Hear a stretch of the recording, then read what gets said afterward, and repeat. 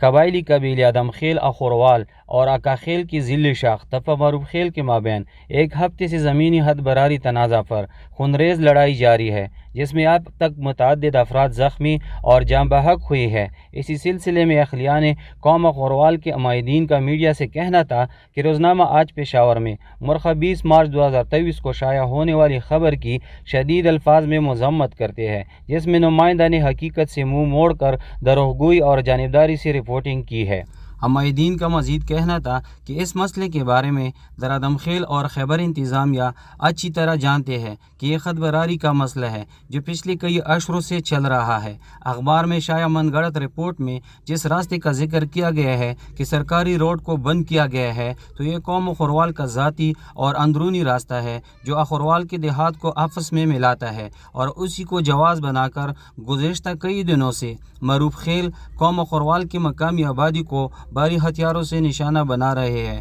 جس میں کئی گھروں کو نقصان بھی پہنچا ہے اور کئی افراد زخمی و شہید بھی ہوئے، اور اب بھی قوم اخوروال کے گھروں پر مارٹر گولے برسائے جا رہے ہیں، جس سے مزید جانی و مالی نقصان کا خطرہ ہے۔ اخوروال عمائدین کا کہنا ہے کہ معروف خیل کے مسلح نقاب پوشوں نے قوم اخوروال کی قومی رہنما بادام گل عرف نکا کو اغوا کر کے نامعلوم جگہ پر منتقل کر کے قید کیا ہے، جس کی وجہ سے قوم اخوروال میں کافی غم و غصہ پایا جا رہا ہے۔ اخوروال عمائدین کا مزید کہنا تھا کہ رپورٹ میں جاں بحق نقاب پوش سید عمر نامی شخص سکنہ معروف خیل کا ذکر کیا گیا ہے کہ اس کو اغوا کر کے قتل کیا گیا ہے، حالانکہ مذکورہ نقاب پوش سید عمر اور درجن مسلح افراد نے اسی ہی رات اخوروال کے گاؤں کمی خیل میں رات کی تاریکی میں گھروں پر چڑھائی کرنے کی کوشش کی اور بھاری ہتھیاروں سے حملہ ور ہوئے، جس میں مسمی نوروز سکنہ کمی خیل کا داماد اور بیٹی شہید ہوئے۔ معروف خیل کے مذکورہ مسلح افراد نے